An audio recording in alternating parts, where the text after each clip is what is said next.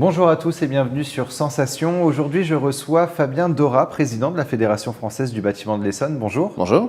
Alors, on va parler ensemble des conséquences du Covid sur votre activité et notamment la hausse des prix des matières premières. Mais avant cela, pouvez-vous nous présenter la Fédération française de l'Essonne? Fédération française du bâtiment, pardon, de l'Essonne. Oui, il n'y a pas de mal. Eh bien, écoutez, la Fédération du bâtiment de français, enfin, oui, mais vous m'avez fait bafouiller. La Fédération française du bâtiment de l'Essonne, eh bien, c'est une organisation patronale qui représente 900 entreprises, un peu plus de 10 000 salariés sur le département de l'Essonne. Notre rôle, c'est de défendre l'ensemble des entreprises du territoire adhérentes à notre réseau, bien sûr, dans l'ensemble des domaines qui régissent leur activité professionnelle tout au long de la vie de l'entreprise. C'est-à-dire qu'on peut les aider sur la partie fiscale, la partie impôts classiques, on peut les aider sur la formation, on peut les aider sur tous les aspects techniques, on peut les accompagner sur tout un tas de domaines qui aujourd'hui régissent l'activité de l'entreprise.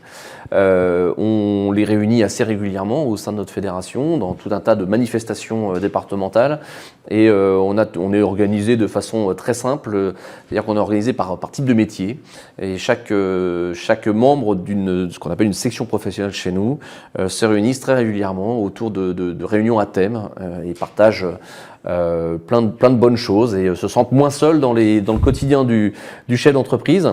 Et puis en même temps, ça leur permet de se rencontrer et puis vous m'excuserez, de réseauter ensemble et puis de pouvoir trouver des marchés ou des solutions pour faire face à des marchés qu'eux-mêmes ne pourraient pas être capables de traiter. Et alors, quel bilan faites-vous depuis le début de l'activité, le début de la crise sanitaire, pardon? La crise sanitaire, depuis le début de la crise sanitaire, comme beaucoup d'entre nous, on a été victime de la crise sanitaire dès le démarrage, puisque le 17 mars 2020, la quasi-totalité des entreprises du bâtiment ont fermé leurs portes pour faire face à ce qu'a appelé le président Macron l'état de guerre. Donc aujourd'hui, on s'est tous arrêtés. Alors, on n'était pas spécialement nous prêts à s'arrêter, mais quand tout le microcosme qui tourne autour de nous s'arrête, forcément plus de fournisseurs, plus de distributeurs, plus de métro, plus de trains, et ainsi de suite. Bon, à un moment donné, on est bien obligé de s'arrêter.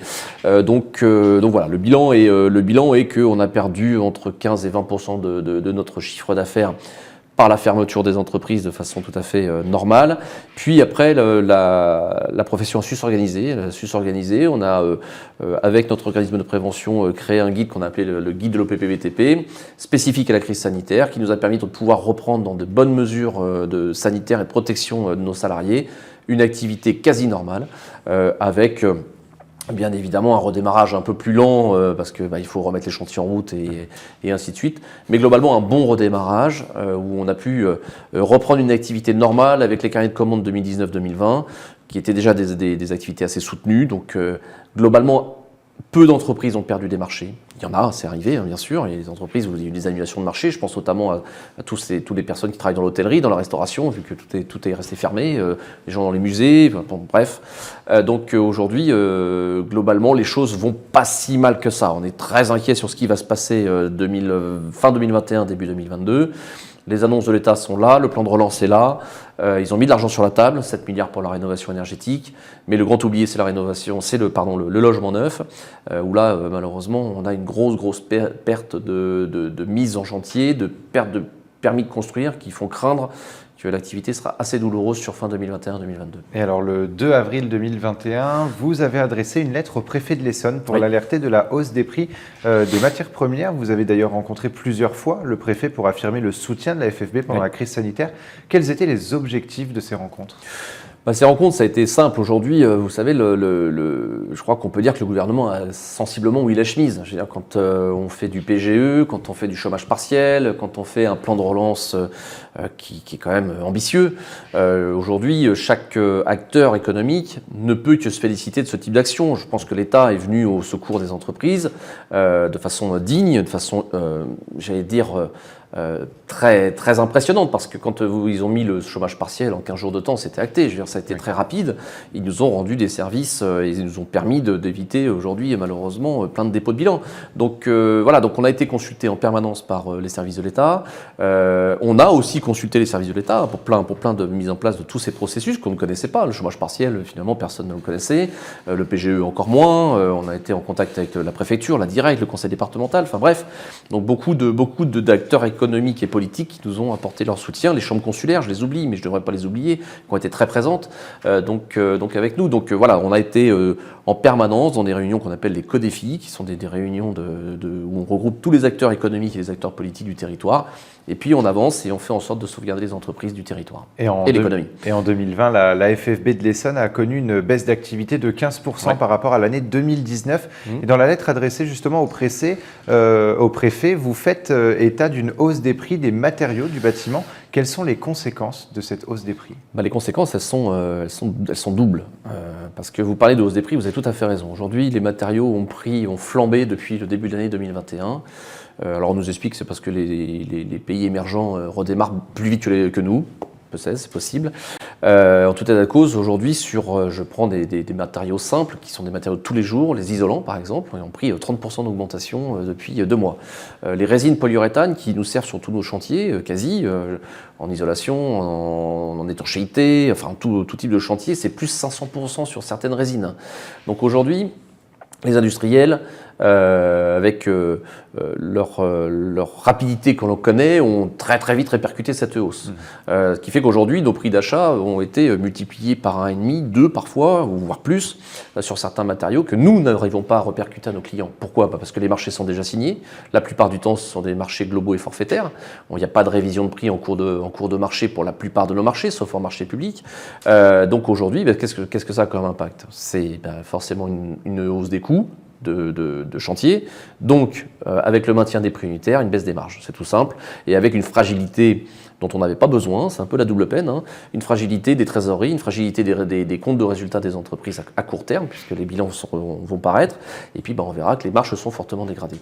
Donc pour répondre à votre question, le vrai risque, c'est la survie de l'entreprise. Quand une entreprise ne gagne plus d'argent, elle ne tient plus. Donc voilà, justement, avec cette activité en baisse et une hausse des prix, ça creuse un peu plus les difficultés justement dans le monde de l'entreprise. Oui, ça creuse les difficultés, c'est évident. Aujourd'hui, comme je vous le dis, quand vous avez des prix qui augmentent, des trésoreries qui sont tendues du fait de l'activité difficile, même si elle a été soutenue par l'État de 2020, plus avec une menace qui est prégnante aujourd'hui, qui est la raréfaction des matériaux, puisqu'aujourd'hui on parle quand même de pénurie sur certains matériaux de construction du bâtiment, qui fait qu'aujourd'hui, si en plus on devait avoir l'effet, vous ne pouvez plus produire, donc vous ne pouvez plus facturer, donc vous êtes obligé de remettre vos gars en chômage partiel, si tant est qu'on y ait le droit à ce moment-là, et ainsi de suite, ça devient plus compliqué. Et vous parlez aussi dans votre lettre que les chantiers en fait seront systématiquement à perte. Qu'est-ce que ça signifie pour le secteur du bâtiment ? Est-ce que ça veut dire que les entreprises fermeraient petit à petit si on est à perte ? S'il n'y a pas de réaction aujourd'hui très vive des donneurs d'ordre, qu'ils soient privés ou publics, sur la revalorisation de nos prix de vente, bien évidemment, à un moment donné, si on doit produire à perte,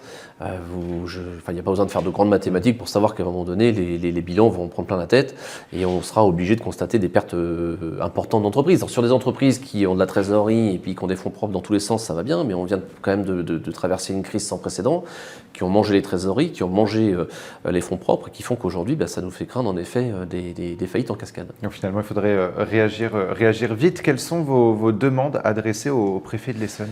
Les demandes, elles sont très simples. La première, c'est notamment dans le cadre des marchés publics, la possibilité de réviser les prix de façon rapide avec la révision de l'indice BT.